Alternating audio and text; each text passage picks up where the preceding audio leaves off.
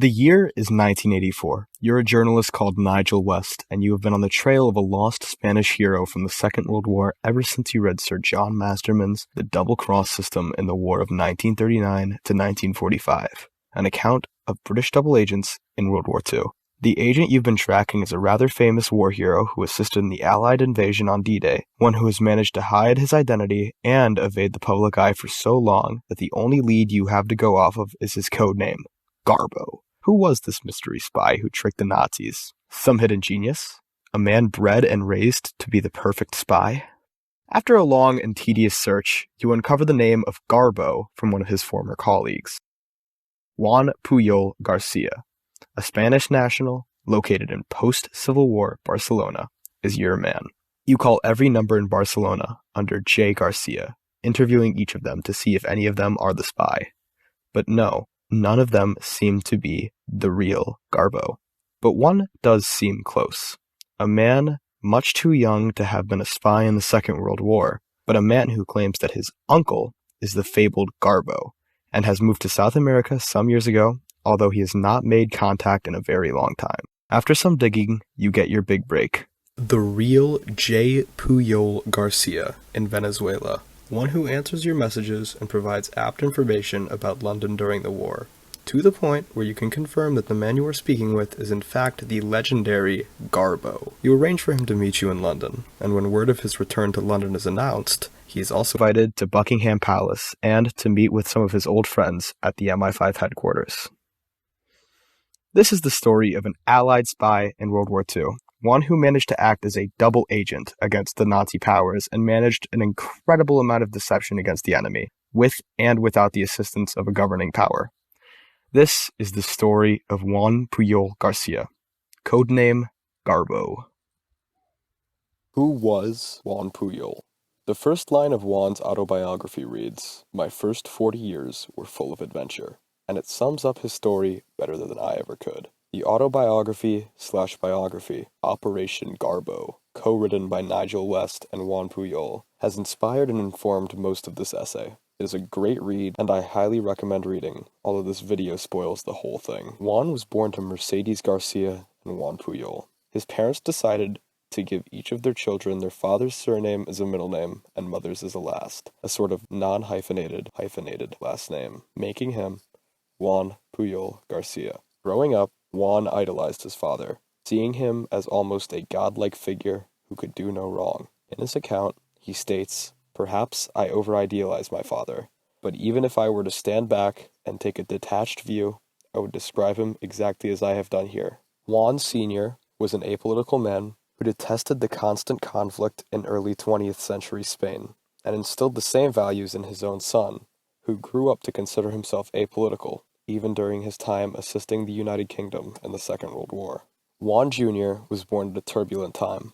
Although it was during the First World War, Spain was neutral, and at the same time, the Spanish flu was emerging and killing thousands, almost 200,000 Spaniards, about 1% of the population. To make matters worse, the Spanish flu did not come from Spain, and so this misnomer furthered the outside world's xenophobia towards Spaniards. Also during this time, the Spanish were unsuccessfully trying to invade Morocco, and in doing this, the Spanish people grew very discontented with their government. Among these people was the Pujol Garcia family. Needless to say, all these military conflicts served to amplify Juan's feelings of apoliticalness and his anti-war sentiment. Juan was not 100% a supporter of ending all wars. He simply felt that wars fought over ideology were stupid and pointless. During his childhood, Juan was given a strong education, but he chose to quit school at the age of 16 to join the workforce. For most of his young adulthood, Pujol struggled to find his calling. After bouncing between many different apprenticeships and serving his mandated 6 months in the Spanish army, he settled on a career in chicken farming and enrolled in the Royal Poultry School in Ariens de Mar. After he finished his training, the Spanish Civil War broke out, and the conflict scattered Pujol's family.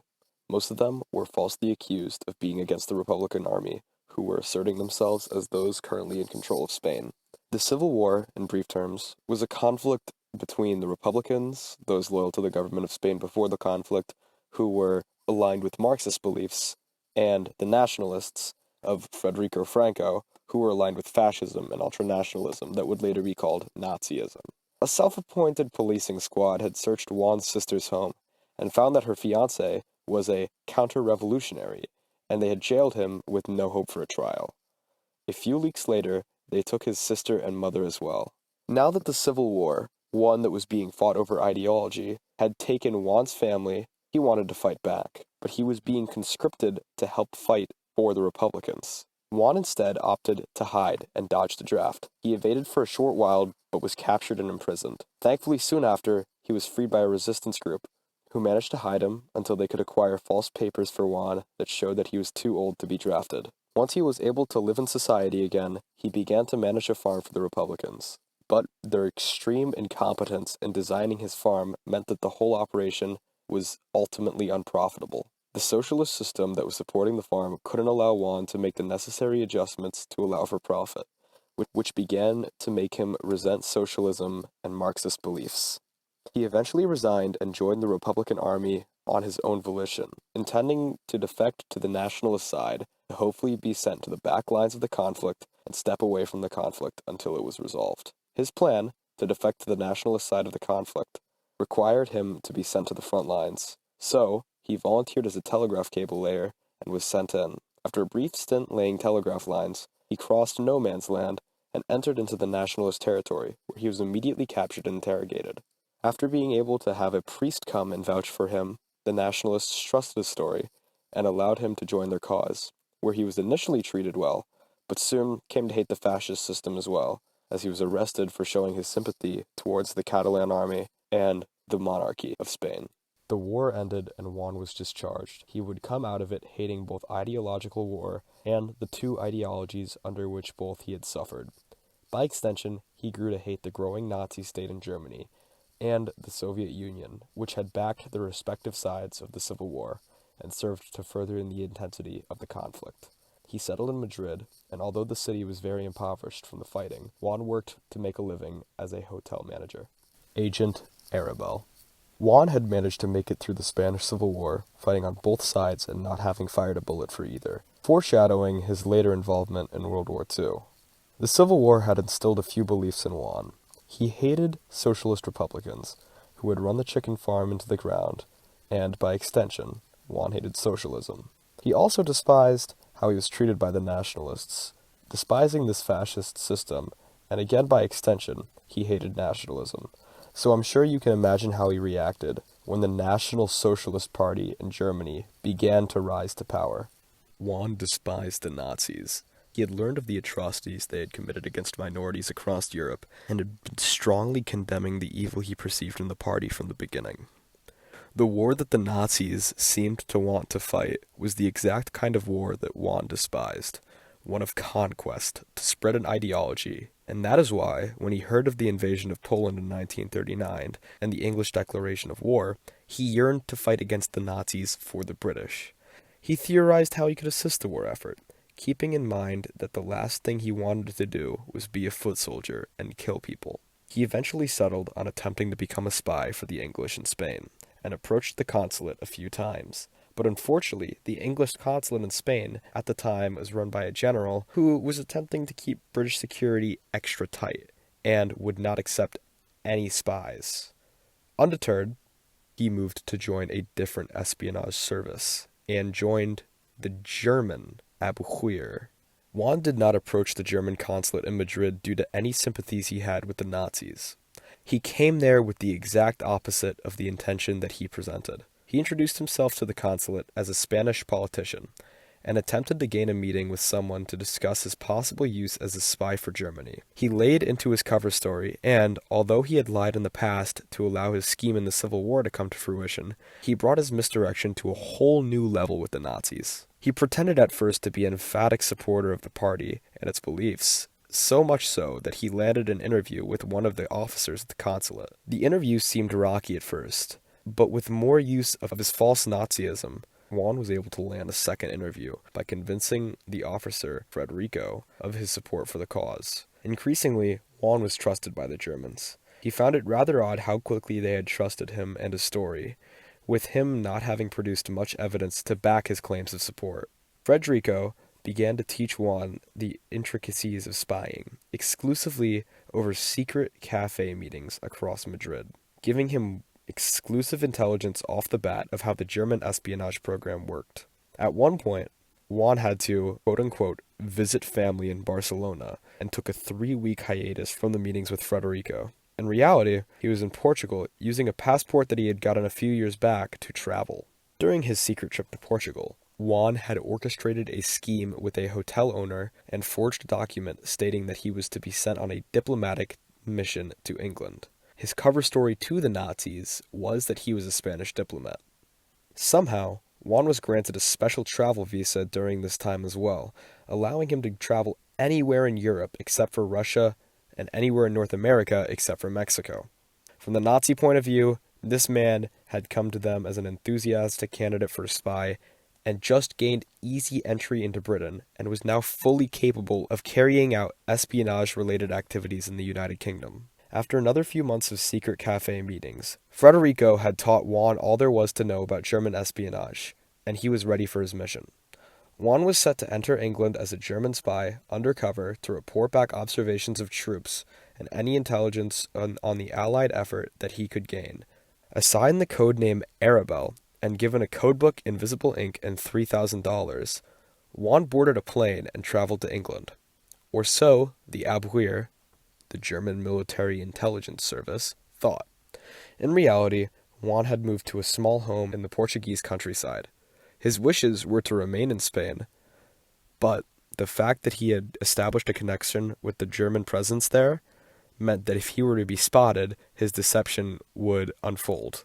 Using media and travel guides for London and Great Britain, he fabricated his stay there, pulling details from these sources to cover up the fact that he was not actually there, especially using newspapers so that he could have a source of current-ish events. From Portugal, he began to lay the foundation for Operation Garbo, lying and reporting back that he had established a network of agents across the English countryside who would observe everything and would report back on any activity of note to Arabelle, who would report it to the Abwehr. Unknown to the Abwehr or Arabelle, all 3 of the messages sent during this time were intercepted by MI5 in England and decoded. MI5 originally believed that Arabelle was a genuine spy operating out of the UK, especially because one of his messages regarding a fleet that had departed for Malta was fairly accurate. And although Juan had completely made up the message, German reconnaissance planes were spotted over the coast of Malta due to this intelligence, and MI5 grew worried of the new secret agent. Further digging into the 3 letters he had sent in this time, however, showed that Arabelle had no formal understanding of the system of currency in the United Kingdom. His accounting between the different kinds of English currency was inconsistent, and other inaccuracies in the information that he had given to the Germans helped the MI5 to pin down that Arabelle was not located in the United Kingdom and was in fact a spy working against the Germans.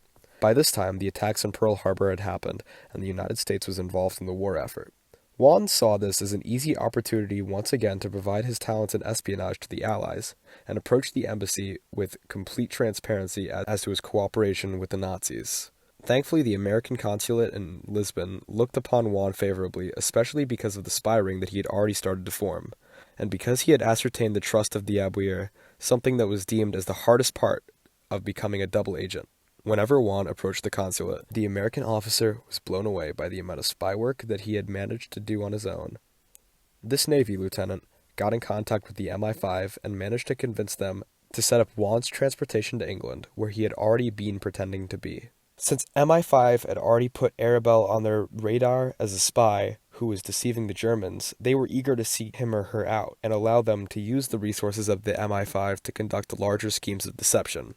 They had made some efforts in attempting to find them, but all that they knew was that they were somewhere in Portugal. Thankfully, Juan came to them first through the Americans, and after a convoluted escape plan, he was flown out of Portugal in the dead of night to England.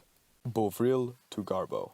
Upon his arrival, Juan was greeted by 2 men, Mr. Gray and Tommy Harris, the 2 men whom he would be working with to continue his deception as Arabelle. Harris became Juan's case officer and thankfully spoke fluent Spanish, often acting as a translator for him. Juan was debriefed and made aware of how all of his messages had been intercepted, something that shocked him into wondering how the Nazi espionage system could be successful after all.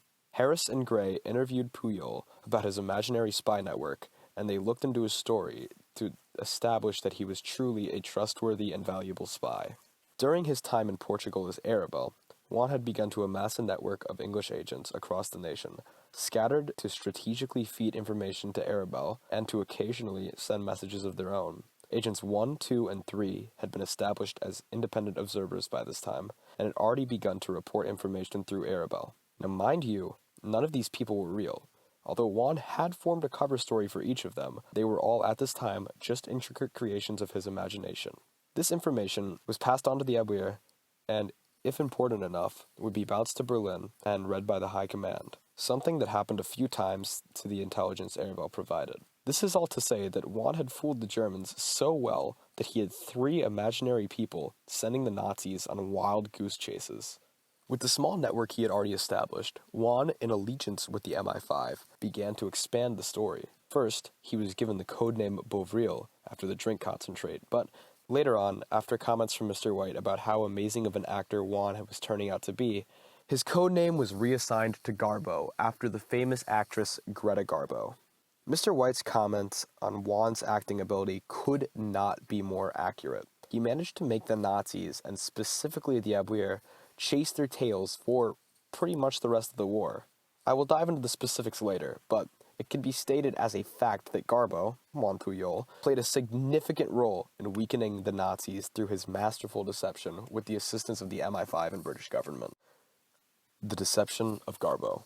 Mr. White, also known as Cyril Millis, was Garbo's original case officer, but that role very quickly shifted towards Tommy Harrison, mainly because Millis didn't speak any Spanish, and Garbo's English was not even close to fluent. The pair of Tommy Harris and Garbo ended up crippling the Abwehr's ability to use espionage through their deception. The network that the two men, along with countless lower-level MI5 employees, created was truly remarkable, overall having boasted 26 members, some of which were in their own smaller spy network within the spy network. Each of these fictitious agents had either reported their findings to Garbo or, on occasion, sent their own encoded letters to the Nazis. Although, in reality, every letter sent to the Germans from now on either came from Pujol or MI5. A few months after his initial entry into Britain, Garbo revealed that he had a wife and child in Spain, whom he wished to have with him. His request was immediately obliged, and they joined him in London.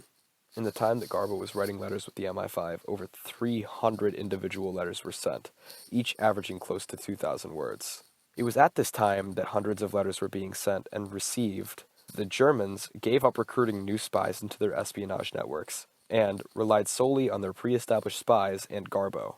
As the network of Arabelle agents began to grow, some changes and alterations were made. One of note came in 1942 when Agent 2, the agent who had supposedly seen the ships departing for Malta years prior, was compromised. In 1942, the Allied assault on the North African coast was underway, and someone in the German intelligence headquarters had pointed out that Agent 2 should have been aware of the ships departing for this invasion of North Africa. In response, Garbo sent a letter stating that the agent had taken ill and was in hospital when the ships departed. He continued this story and eventually told the Germans that 2 had died. The English government helped Garbo to cover this lie by printing an obituary for 2 in a newspaper, which was immediately sent over to the Nazis for proof of death. The Germans were so distraught by the death of 2 that they began sending his widow, another character invented by Garbo, a pension. Due to this, the MI5 decided to add 2's widow as another agent, sub-agent 2-1, Mrs. Gerbers. It is unknown what MI5 decided to do with the pension fund, but one can assume and only hope that it went to Garbo and his family.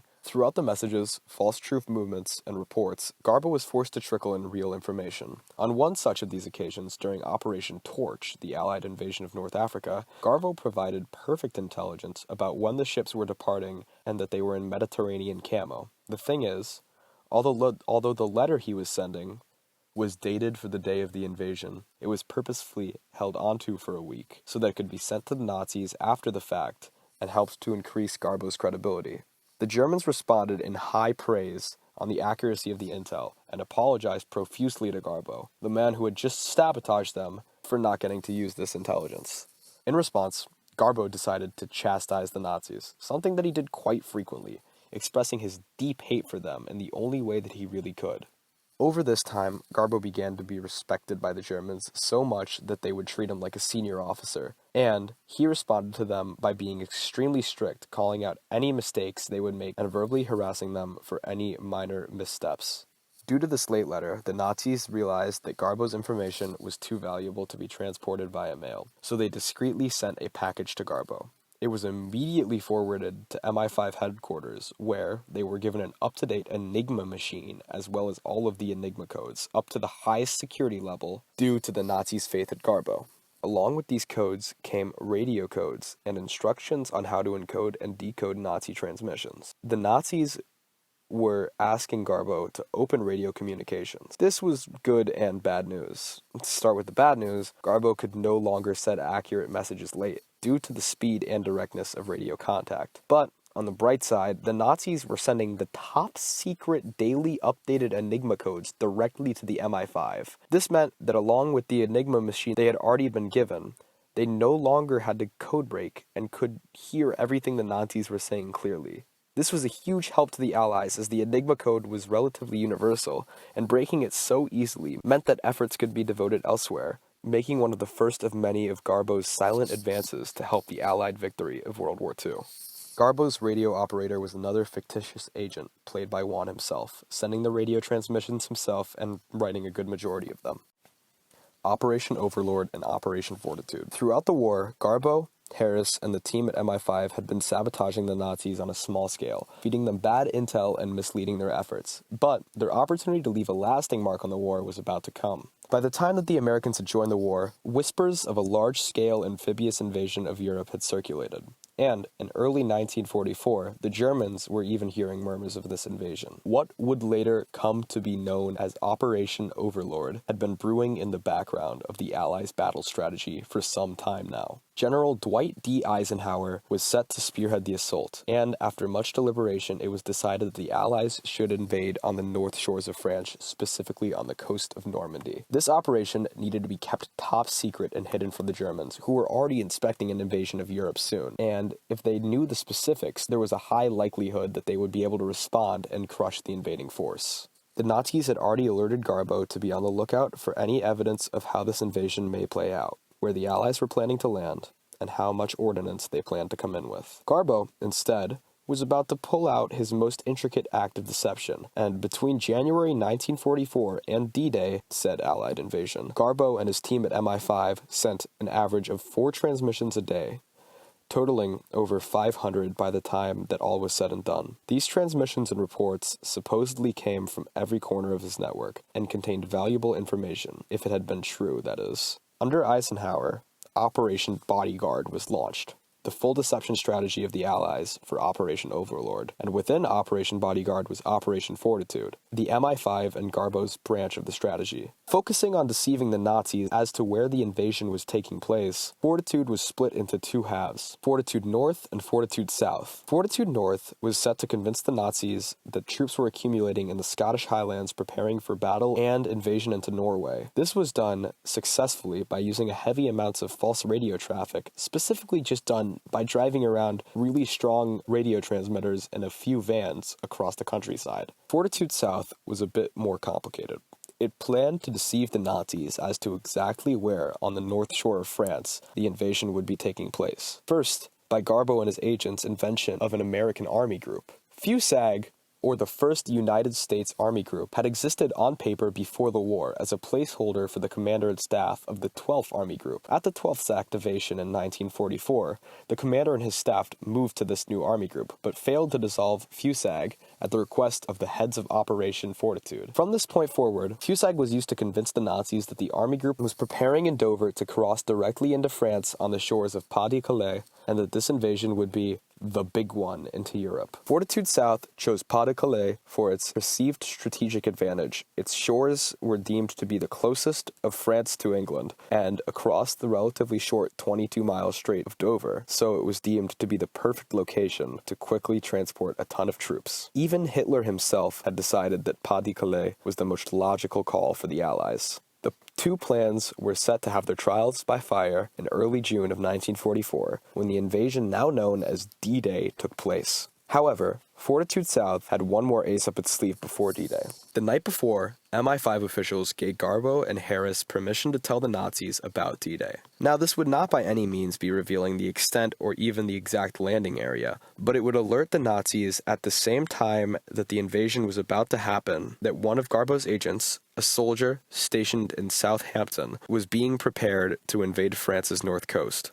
Since Southampton is not across the English Channel from Pas-de-Calais, it meant that somewhere along the shores of Normandy there would be an invasion. The plan was to send this message at 3 in the morning, before the invasion had landed, so that the Nazis would already have known that the invasion was en route, so that Garbo's credibility could be raised. The 3 a.m. message never happened, though, as the German radio operators who were meant to be on special watch for this urgent message were nowhere to be heard of at the time when Garbo came to ring. When they did pick up communications at 8 a.m., Garbo responded furiously, and the radio operators realized what information that they had just missed receiving. They immediately began to relay the message to their high command, and the day after the invasion, the full scope of what Garbo had delivered to the Nazis was realized. Furious, Garbo sent his most ironic message of the war. While chastising the radio operators, he was quoted as saying, "If not for my ideals, I would abandon this work." Fortitude South and North managed to be hugely successful in the long run. Fortitude North had forced the Nazis to divert a large sum of troops and resources to Norway in anticipation of a large-scale invasion. But even this success cannot compare to the success of Fortitude South. The story that Garbo had convinced so many of the Nazis of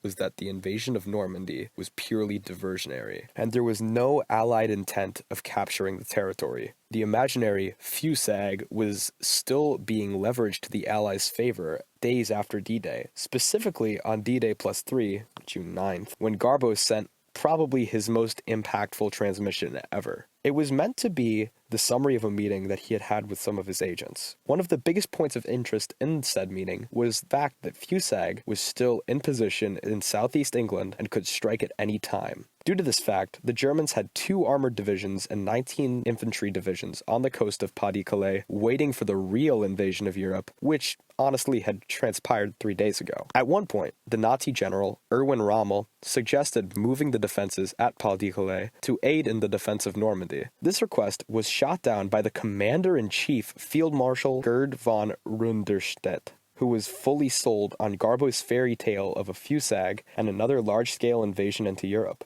It has been said by the official history of the British intelligences in World War II that intervention in the Normandy battle may have really tipped the balance, implying that keeping troops in Pas-de-Calais was a deciding factor in the Allied victory at Normandy.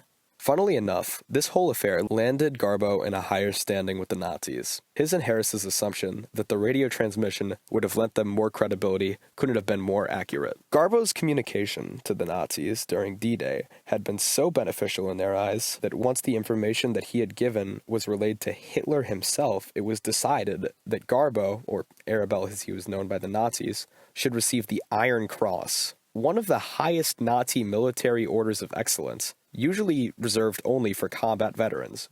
The award was genuinely smuggled through England by the Nazis straight to Garbo, the Nazis going the extra mile as the award had seemed to lift Garbo's spirits and they wanted him to have it physically. Around the same time, Garbo's use of the MI5 was coming to an end. Pujol and Harris were tired and had contributed so much to the war that they had earned their leave. In late 1944, Pujol was awarded an NBE, Most Excellent Order of the British Empire, at a quiet dinner in London, surrounded by his family, colleagues from the MI5 and Secret Service. Shortly after, Pujol and his family were all quietly erased from England and evacuated to Venezuela, where Juan managed to live in relative anonymity. That is, until some nosy British journalist called his nephew, and you know the story from there.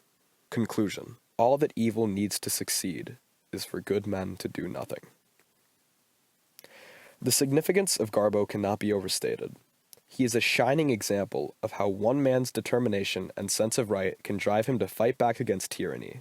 Juan learned of the concentration camps and atrocities committed by the Nazis pretty early on, before the start of the war, and he had openly expressed disdain for their ideology and methodology. He saw them as the literal embodiment of evil, and took it upon himself to rid the world of their evil, to whatever extent he could. Even after being rejected from aiding the English 3 times, he did not grow bitter against them. Continuing to find his way to aiding the war effort, his cunning and bravery allowed him to confidently set himself up as a saboteur to the Nazis, even on a small scale at first, lying about traveling to England and completely falsifying all information he provided. A chicken farmer, with practically no means other than his wit and intelligence, managed to fool one of the most notoriously well-organized governments into believing whatever he wanted, simply with the stroke of his pen. And, when MI5 got involved, the young man who despised wars of ideology put aside his predispositions and fought for what he believed was right in a war of opposing ideologies. The fact that he retained some of the most prestigious awards on both sides of the conflict without ever having to kill a man or so much as firing a bullet goes to show just how skilled Juan Pujol was at fooling the enemy and aiding the Allies.